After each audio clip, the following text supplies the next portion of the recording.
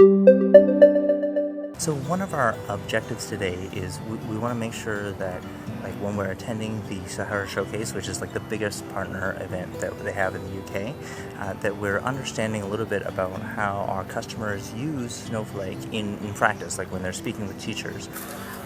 I am Daniel Galindo. I am in charge for Clevertouch and Snowflake in Spain, Portugal, and Colombia.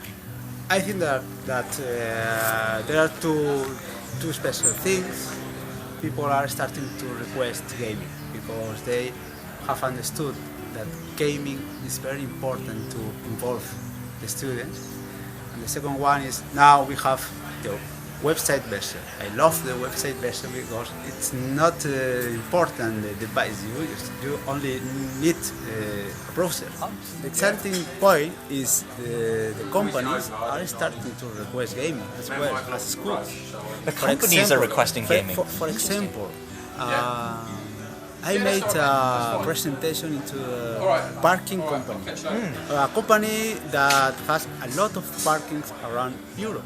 And when I make a Clevertouch presentation, I keep the gaming for the last stage of the presentation, and then in the last time I say, if you are interested in gaming, I can show you something spectacular. No, the marketing manager, girl, stood up and said, "We are making gaming here in our company."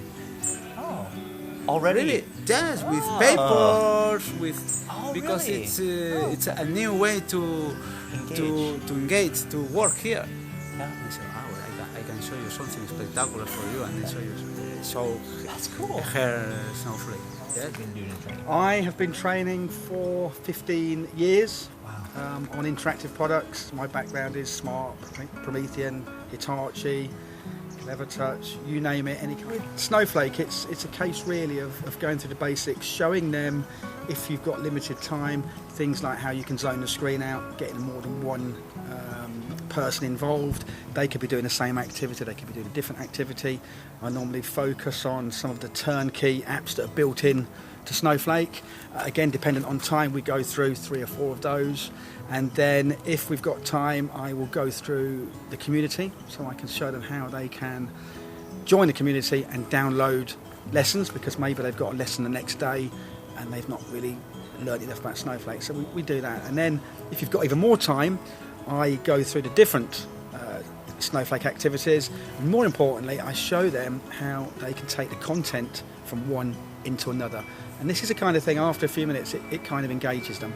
And you know, we start off with a spinner, and we take it into a word search, and then we take it into a seating plan. And these are all relevant for younger children. And this seems to get them straight away.